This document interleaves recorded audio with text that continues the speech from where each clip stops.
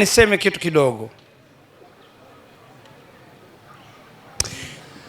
Mwanaume ana hormones za kiume, ana viasilia vya kiume. Mwanamke ana asilia, ana viasili vya kike, na vyote vimewekwa na Mwenyezi Mungu kwa maana, hekma na hatima maalum.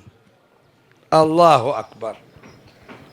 Hivi kwani mpaka wanaume eti waoane wao kwa wao? Hebu fikiri, ni haki ngapi za binadamu zitakuwa zimevunjwa kwa wanaume kuoana wao kwa wao?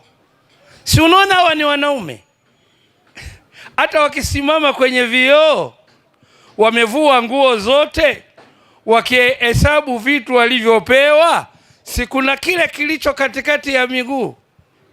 Vijana wanasema kwamba mwanaume nini? Mashine.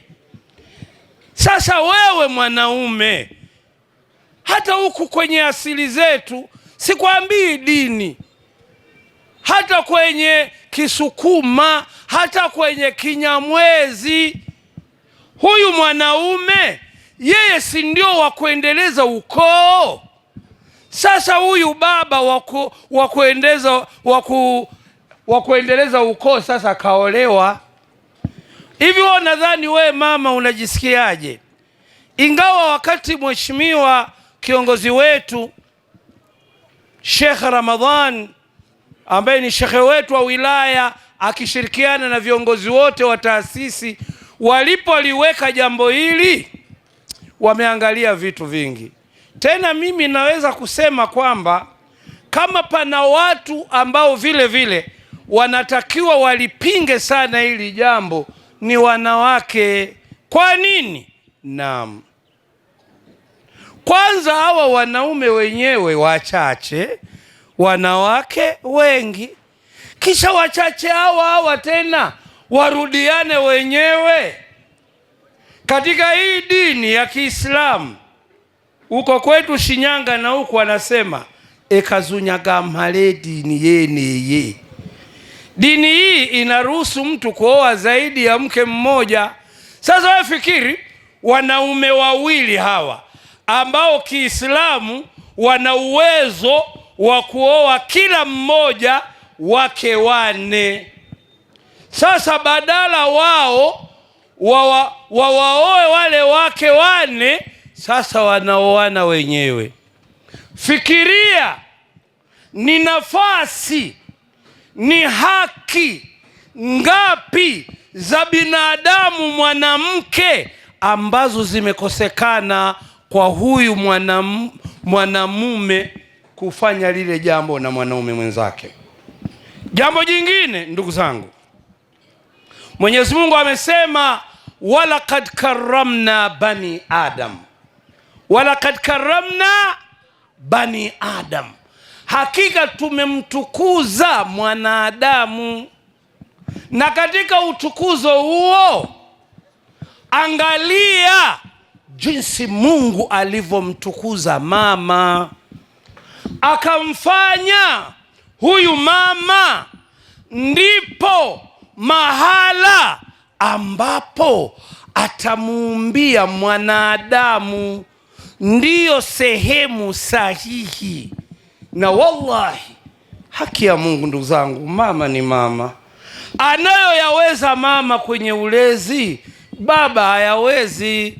Ukitaka kujua, we mpe baba tu mtoto siku moja mdogo, mwambie mme wangu, kwamba mme wangu, hebu shinda na huyu mtoto siku moja, uone namna yule baba atakavyopata tabu. Na hasa pale penye zile pempas zile, haki ya Mungu. Mama, unamsikia mtoto anajisaidia kule uani, unasikia anasemaje? Mama, mama. tayari. Ukisikia tayari, anakwenda kukosha haja. Vitu hivyo kwa baba ni tabu. Kwa nini?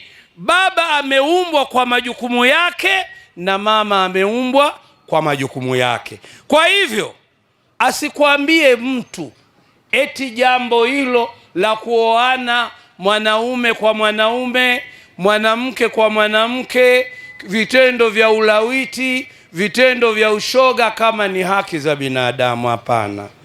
Na waulizeni ndugu zangu, hivi kuna anemjua mwanadamu kuliko aliyemuumba? Jamani, naomba mnijibu.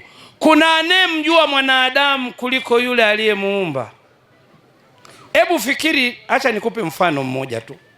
Mbegu za uzazi anezitoa mwanaume, mule ndani ndimo wanamotoka wanadamu.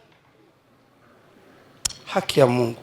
Hivi kweli unakwenda kuzimwaga mbegu hizo katika sehemu inayotumika kwa ajili ya kwenda haja kubwa? Maana hizo mbegu anazozitoa huyu baba ndimo wanamotoka wanadamu, na Mungu mwenyewe ametayarisha yule mama, akamwita tumbo lake kaliita qarari makin, yani makazi yaliyo bora. Haki ya Mungu. Mtoto anakaa tumboni, chakula Mungu amemwekea mfumo, anakula pale tumboni kwa mama, na akizaliwa anakuta maandalizi ya maziwa. Na waulizeni kina mama, kuna mama yoyote aliyefanya kazi ya kumfundisha mtoto kunyonya? Mungu mwenyewe kayaandaa maziwa kama chakula ajili ya mwanadamu. Leo wewe utachukua wewe mwanaume mbegu zako uende ukazimwage katika sehemu inayotumika kwa ajili ya haja kubwa. Je, umemheshimu mwanadamu au umemdharau mwanadamu? Acha nimalize kwa kutoa mfano.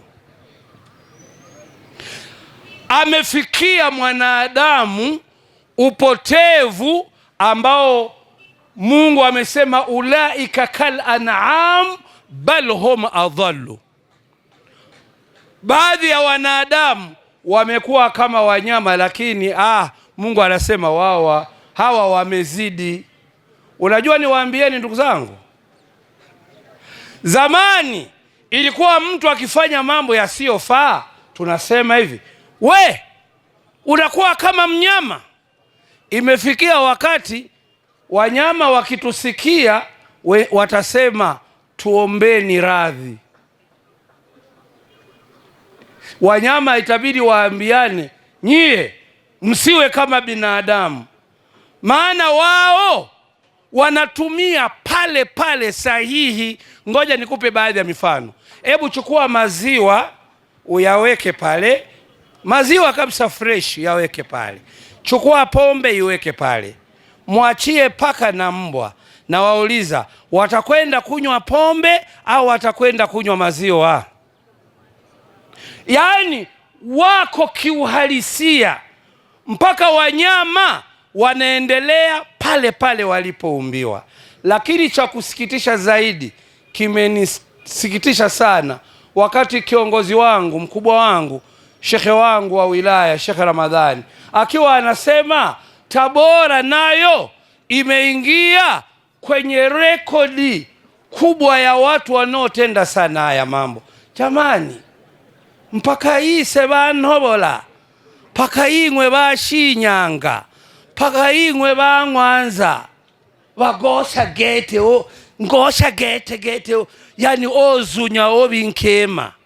Kweli imefikia mahala hata nyinyi wa Tabora, yani haya mambo hayapingwi na dini tu, yanapingwa mpaka hata na asili zetu. hayakubaliki hata kwa asili zetu. Sasa kama haya, ngoja niseme maneno mengine.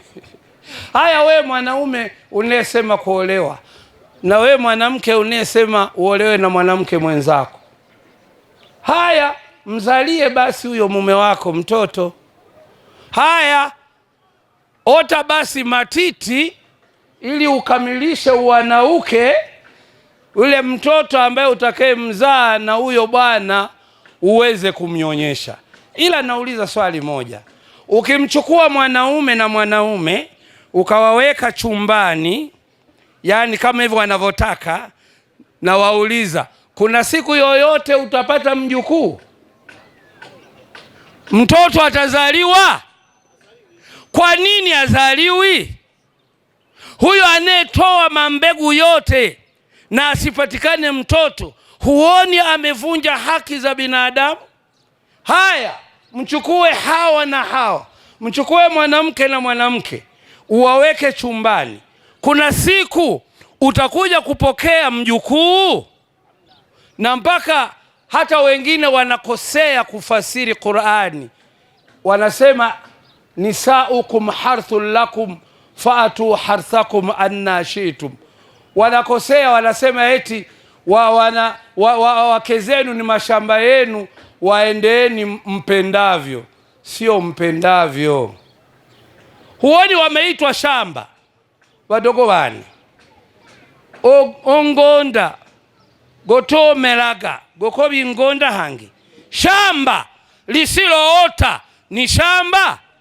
Mwanamke kuitwa shamba, kwa maana yake huyu mwanaume apande pale panapoota, ndio maana yake.